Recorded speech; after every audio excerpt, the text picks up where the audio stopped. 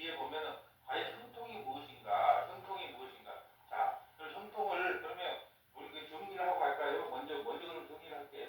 형통이라는 것은 뭐가 성경적 형통이냐? 첫째는 하나님의 뜻을 이루어가는 것을 형통이라고 해요. 하나님의 뜻을 이루어가는 것을 형통. 나중에 결론 부분에 이야기하겠지만 먼저 지금 그 결론을 내려놓고 가자고요. 우리가 자꾸 헷갈리니까 하나님의 뜻이 이루어지는 과정, 이루어져 가는 과정을 뭐라고 한다고요? 형통이에요. 지금 왜 요셉이 형통이냐?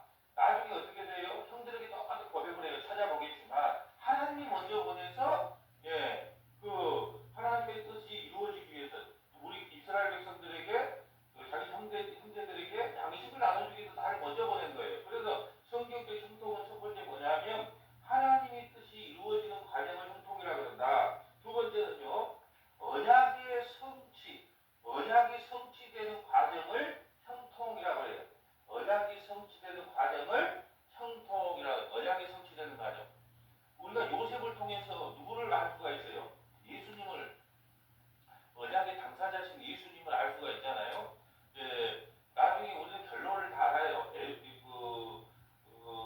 가나안 땅에 흉년이 들죠. 그럴 때 이제 그 형제들을 다 데리고 와요. 70명을 데리고 옵니다. 그럴 때 요셉이 다른 한 지역을 고센 땅이라고 하는 딱 한 지역을 택해서 그곳에서 형제들이 살게 하고 먹을 거와 입을 것을 대주는 거예요. 이것을 다시 모아서 요셉은 정확하게 예수님의 언약 성취를 모형하고 있거든요. 예수님도 누구예요? 제자에게 팔려서 십자가에 죽으심으로 말미암아 우리를 죄와 사망에서 구원하는 것. 그런데 요셉은 눈에 보이는 생명의 양식을 통하여 이제 자기 그 형제들을 구원한 것. 이게 정확하게 언약을 성취하는 그 역할을 감당하고 있어요. 그래서 형통이 뭐냐? 언약이 성취되는 과정을 뭐라고 한다고요? 형통. 세 번째요. 세 번째. 지금 고난이 언약의 성취되는 과정이라 인정한다면 그게 형통이라는 거예요. 지금 지금의 고난이 언약이 성취되는 과정임을 인정하면, 그럼 우리에게 오는 그 고난들이 있어요. 환란이 있어요. 근데 이것을 우리를 구원시키기 위한 과정이라고 인정한다면 그 모든 것이 다 뭐가 된다고요? 형통이 된다는 거예요. 지금 고난이 언약 성취의 과정이라고 인정을 한다면 그 형통이에요. 우리가 생각하는 형통하고 완전 틀리죠. 이거 뭐냐면 이렇게 생각한다면 여러분 보세요. 지금 여러분의 사업이 쫄딱 망했어. 그럼 그 형통이 아니에요. 왜 형통이냐? 쫄딱 안 망했으면 어떻게 된다? 그 사업에다가 올림하느라고 예배도 빼먹고 말씀도 빼먹다 보면 믿음에서 떨어져 있기 때문에 하나님께 쫄딱 망하겠단 말이죠. 질병을 볼까요? 그러면 이제 병이 안 들었다. 건강해. 그럼 나는 내 몸을 믿고 산단 말이죠. 그런데 건강이 안 좋아지니까 누구를 믿어요? 나는 안 되구나. 나는 언제 갈 줄 모르는구나. 이제 하나님 바라보고 살아야 되겠구나. 그게 언약을 성취하는 과정이구나. 그걸 인정한다면 그 과정이 형통인 거예요. 서머나기도 말이죠. 부흥 안 돼. 부흥 안 되는데 부흥이 되면 타락할 것 같으니까 하는데 부흥 안 시키는 과정. 언약을 성취하는 과정이라면 그것도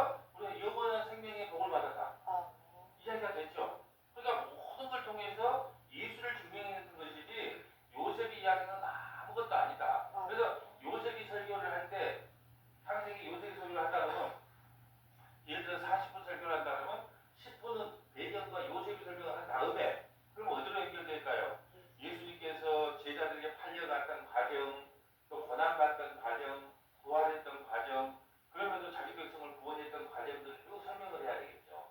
또 만약에 양식을 먹인 사건이 있어. 요셉이 와서 형제들에게 다 양식을 나눠주고 양식을 먹잖아요. 그것은 뭘로 연결하면 좋을까요? 아니 이걸 가지고 아는 것처럼 이걸 못 하는데 그럼 뭘로 연결하면 좋을까요? 예수님의 우리가 요한복음 6장에 예수님의 살과 피를 얻고 아시아 구원을 받는다. 이렇게 연결해야지 맞죠? 요셉이한테 가서 신장을 나눠서 받았더라. 그게 무슨 의미가 있어요? 그럼 신장을 나눠줬다는 의미를 왜 그걸 일부러 신장을 나눠줬더라, 형들에게 신장을 나눠줬더라 왜 그러게 했을까요? 누구를 설명하라고? 그렇죠. 요셉에게서부터 식량을 나눠 받아서 그들이 생명을 양식을 얻은 것처럼 예수 그리스도께서 만나내시는 그 생명의 양식을 우리에게 주심으로 우리가 영원한 생명을 얻습니다. 이렇게 연결해야죠. 그러니까 구약을 설교할 때는 그 부분을 10분만 40분짜리 설교를 하면 10분만 설명을 하고 나머지 30분은 결론은 뭐가 나와야 돼요? 예수로 마무리된 걸 설교라 그래요. 왜 그러면 내 이야기가 아니고 요한복음 5장 39절에 이건 다 나에 대한 모든 성경은 다 나에 대한 기록이라 그러고 누가복음 24장 44절도요. 모세와 율법과 선지서와 시편에 관하여 나에 대하여 쓴 거라고 그러잖아요. 요셉 이야기 하고 싶은 게 아니에요. 아브라함 이야기 하고 싶은 게 아니고. 근데 대부분 설교를 들어보면 요셉 이야기하면서 요셉이가 뭐 인내를 하고 참고 했더만 국무총리가 되었다. 그래서 여러분도 어려운 고비만 느끼면 하나님께서 귀하게 사용합니다. 할렐루야. 그러면 다 알아보고 나도 알아보고 너도 알아보고 그럼 뭐 그 설교도 아니고 뭣도 아닌데 그걸. 왜요? 성경은 예수님 이야기라는 것이지 무슨 뭐 요셉 이야기, 아브라함 이야기, 다윗 이야기 하는 게 아니에요. 이제 이렇게 들어보면 맞아 그 말이 맞지 이렇게 생각 들죠. 근데 왜 그렇게 많은 사람들이 앉아있으면서도 요셉이가 저는 이 요셉 이야기가 나올 때마다 음파교회 고만호 목사님이 생각이 나. 제가 이제 옛날 교회 저기 개척하고 이제 성도들 찬양 운행을 해줄 때마다 그분이 이제 돈이 많아서 그런가 12시가 1시 12시 반인가 되면 이제 라디오에서 나와. 그러면 이제 창세기 설교를 해. 요셉이가 부드러워. 요셉이가 뭐 꿈을 가졌는데 그냥 끝까지 인내함으로 국무총리가 되어서 형제들을 다 구원했습니다. 할렐루야. 뭐 여기서 예수님 도대체 예수님 이야기 언제 할까 보자. 언제 한번 보자. 차에서 내릴 때까지 예수님 이야기가 없어. 요셉 이야기에 요셉 이야기. 요셉 이야기만 한 것은 뭐다? 그냥 정기다. 그 정기. 그냥 우리 동화집 읽으시는 거예요. 위인전 읽으시는 시기예요. 고집도 안 내면 하늘에서 복 준다.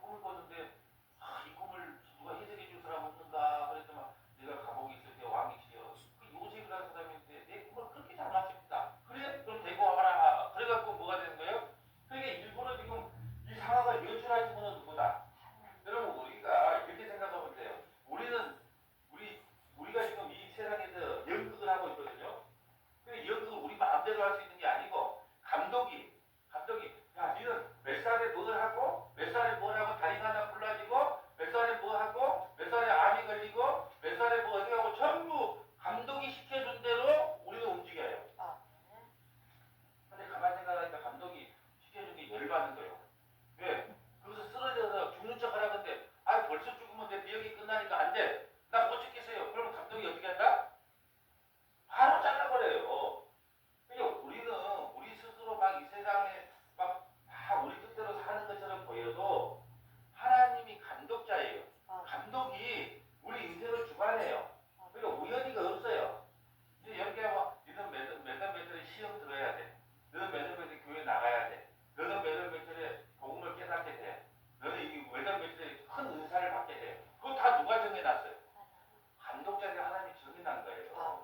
그러니까 이 보디발의 아내가 유혹하는 것도 하나님께서 허락했고 또 요셉이 그거 한 것도 하나님께서 지켜주셨고 감옥에 들어간 것도 그럼 오늘 뭐예요? 아까 뭐라고 했어요? 형통이 뭐라고 했어요? 언약을 성취해가는 과정이다.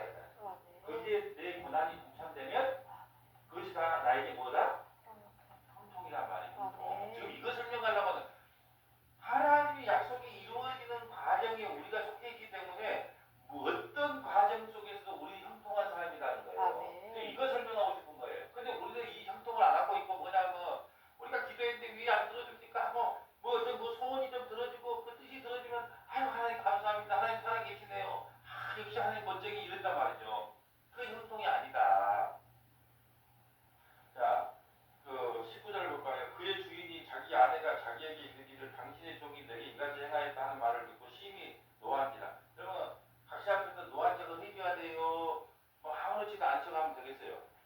이놈의 새끼가 그럴 따니까 내가 당장 끌고 목을 치라고 한 게 아니고 이에 요셉이 주인이 그를 잡아 옥에 가두어 그 옥은 왕의 죄수를 가둬두는 것이다. 그럼 보디발은 군대 장관이자 대빵이잖아요. 그러니까 왕에게 반역을 했거나 뭘 했던 사람들을 감옥에 만들어서 그 집에다 가뒀단 말이죠. 왕의 죄수들이 갇힌 감옥이요. 그곳에 누가 갇혀요? 요셉이가 같이 갇힌 거예요. 자, 그 옥은 왕의 죄수를 가두는 곳이었더라. 요셉이 옥에 갇혔으나, 요셉이 옥에 갇혔으나 여기서 감옥인데 나는요 이 요셉이 옥에 갇혔으나 그래서 여기를 생각하면서 뭘 어떤 고전이 떠오르냐 그러면 감옥 그러니까 땅속이 생각났어요. 감옥, 땅속. 그러면서 뭐가 생각냐? 요셉이 옥에 갇혔으나 영원히 갇힌다. 곧 풀려난다. 곧 풀려난다. 옆에다가 마태복음 27장 50절부터 53절. 이걸 예수님으로 한번 내가 대입을 해보려고 해요. 마태복음 27장 50절부터 53절. 마태복음 27장 50절부터 마태복음 27장 50절부터 50절. 자, 이것이 그 옥에 갇혔으나라는 이 말에 딱 이게 떠오는 거예요. 마태복음 27장 50절. 예수께서 다시 크게 소리 질러고 영혼이 떠나가시니라. 이제 십자가에서 죽었어요. 영혼이 떠나갔어요. 영혼이 떠나가자 맞아? 이제 성소 휘장이 위로부터 아래로 찢겨 불이 되고 땅이 진동하여 바위가 터지고 이제 감옥 안에서 감옥이 열리는 거예요. 땅이 진동하고 바위가 터지고 무덤들이 열리며 그러니까 아까 그 감옥이 뭘로? 무덤으로 묘사됐단 말이죠. 근데 그 영혼이 가둘 수 있다 없다? 없다. 근데 무덤들이 열리며 작은 성도의 몸이 많이 일어나되 예수의 부활 후에 그들이 무덤에서 나와서 거룩한 성에 들어가 많은 사람에게 보이더라. 저는 요셉이 옥에 갇혔으나 에서 이런 제목을 알았어요. 갇혔다가 아니야. 갇혔으나에서 예수님이 십자가에 죽으시고 영원히 그 무덤 속에 갇혔지 못하고 3일 만에 부활할 것이 생각났단 말이에요. 갇혔으나 그럼 갇혔으나라고 말한 것은 뭐예요? 영원히 가둘 수 있다 없다? 없다. 이게 똑같은 이 대목이 생각난단 말이에요. 예수님을 마귀 사탄이 십자가에 매달려 죽였단 말이죠. 그랬으나 이제 우리가 이게 것 같았으나 우리 같았으나 며칠 만에 3일 만에 부활한다. 이 구절이 딱 생각나는. 그러니까 요셉 이야기를 하면서도 예수님과 연결하면 이 뭐 감옥이 땅에서 부활한 거, 바위가 갈라진 거 자꾸 예수님으로 연결.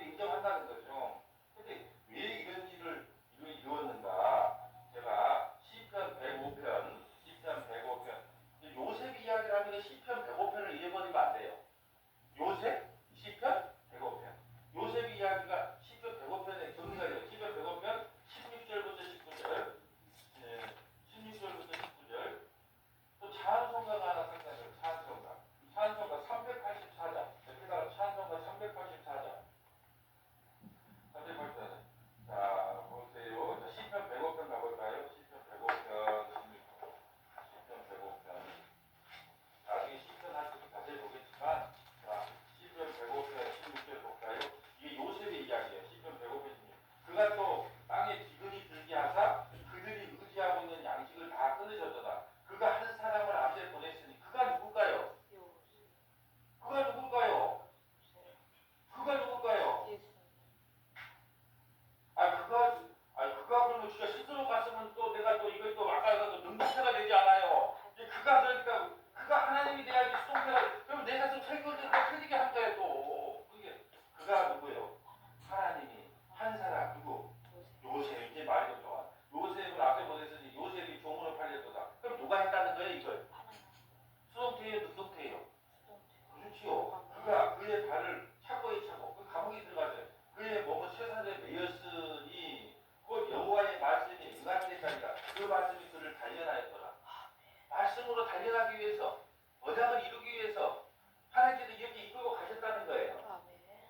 우연히 된 게 아니고 만사가 이것이 뭐라고요? 자 보세요.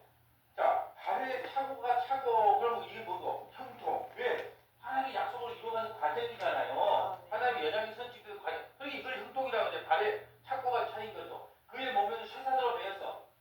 그럼 우리 눈으로 볼 때는 뭐예요? 아이고 제수대가리 없는 놈 이렇게 되겠지만 하나님의 눈으로 보면 형통한 자예요. 왜 하나님의 언약을 이루어가는 식량을 나중에 국무총리가 되어서 식량을 구해서 자기 백성을 자기 형제들 구해줘야 되나요? 19절 곧 여호와의 말씀에 응할 때까지 그의 말씀이 그를 달려나였다. 그러니까 하나님의 말씀, 하나님의 약속이 요셉을 통해서 이루어질 때 그걸 뭐라고 한다? 형통. 384장 성경 사도행전 384장. 자, 384장. 제가 왜 그러냐면 이 작사 작곡을 한 사람이 누구냐면 이 장님이에요. 장님. 이 384장은 작사 작곡했던 사람이 소경이란 말이에요. 장님. 근데 이게 좀 나의 갈 길 다 가도록 예수 인도하시니 예수 안에 있는 구유를 어찌 의심하리요. 이름으로 사는 자는 하늘 위로 받겠네. 무슨 일을 만나든지 만사 형통하시. 무슨 일을 만나든지. 그게 다윗에게 요셉에게 일어난 모든 일은 다 뭐다? 만사 형통이다. 무슨 일을 만나든지 만사 형통하리라. 나의 갈 길 다 가도록 예수 인도하시니. 지금 이 장님이에요. 소경이란 말이 작사 작곡을 한 사람이 나의 갈 길 다 가도록 예수 인도하시니 어려운 일 당할 때에도 족한 은혜 주시네. 나는 심히 고단하고 영업 매우 가라나 나의 앞에 반석에서 샘물나게 하시네. 나의 앞에 반석에서 샘물나게 하시네. 나의 갈 길 다 가도록 예수 인도하시니 그의 사랑 어찌 그리 큰지 말로 할 수 없도다. 성령 감화 받은 영혼 하늘나라 갈 때에 영영부를 나의 찬송 예수 인도하셨네. 영영부를 나의 찬송 예수 인도하셨네. 소경인 이 작사 작곡가가 자기가 나의 갈 길 끝까지 하나님께서 나를 인도하시겠다. 그러니까 소경된 것은 뭐다? 만사 형통이더라. 이런 고백을 할 수 있었다는 거죠. 근데 우리는 어떻습니까? 우리 인생에 무슨 일이 좀 나면 마누라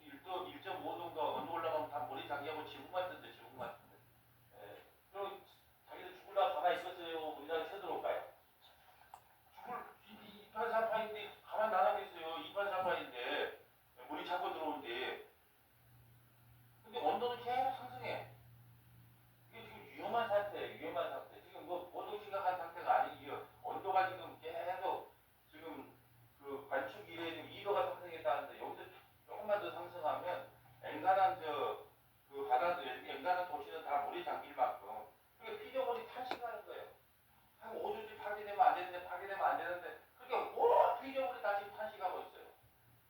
정말 얼마 안 남았다는 뜻이에요. 뜻이 얼마. 그뿐 아니라 또한 우리 성령 처음 익은 열매를 받은 우리까지 속으로 탄식하여 양자될 것 곧 우리 몸에 성령을 들어야 돼요. 여러분 예수 믿는 우리가 성령 받았어요. 양자가 돼 성령을 받았어요. 근데 몸에 성령을 들어야 돼요. 몸에 성령을 원한다는 거예요. 이 세상을 빨리 죽기를 원한단 말이에요. 몸의 속량, 영원한 구원을 소망한다. 영원한 구원.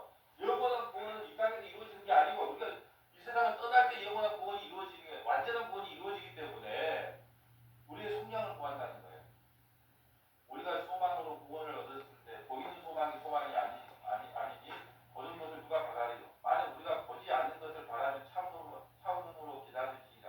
이와 같이 성령도 우리의 연약함을 도우시나 우리는 마땅히 구할 바를 알지 못하나 오직 성령이 말할 수 없는 탄식으로 우리를 위하여 친히 강구하시니라. 마음을 살피는 이가 성령의 생각을 아시다니 이는 성령이 하나님의 뜻대로 성도를 위하여 강구하십니다. 우리가 알거니와 하나님을 사랑하는 자 곧 그의 뜻대로 부르심을 입은 자에게는 모든 것을 협력하여 선을 이룬다.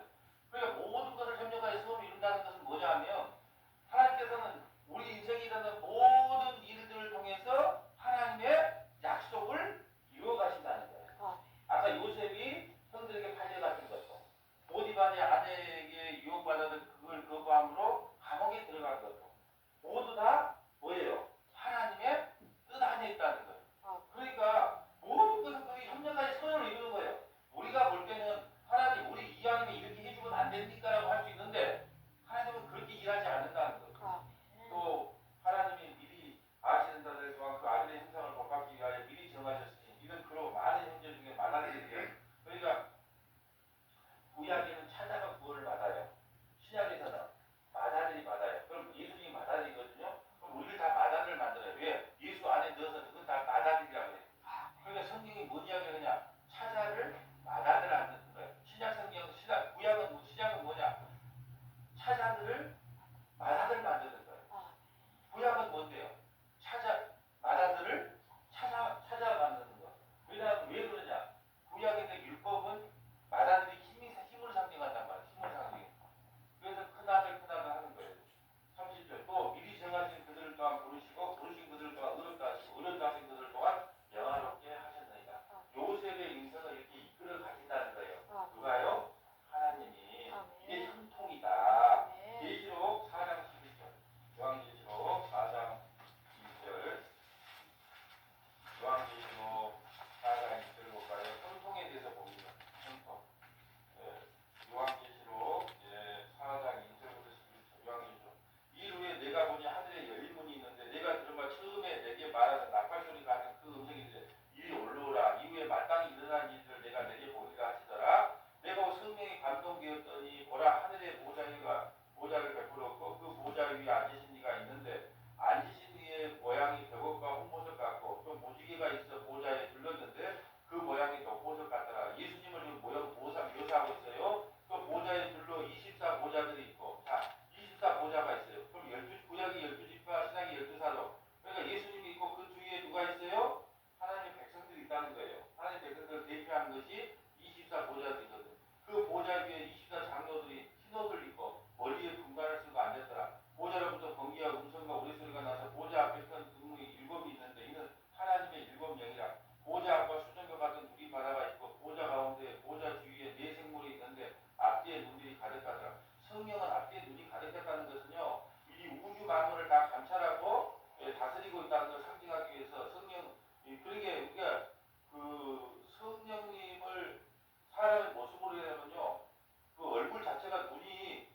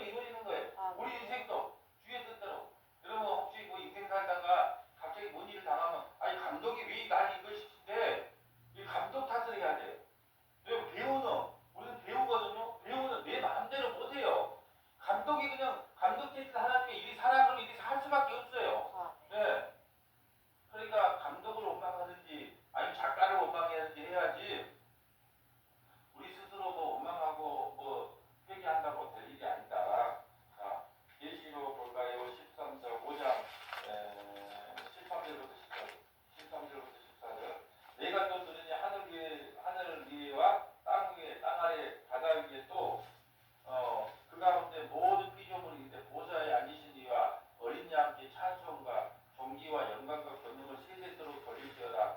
내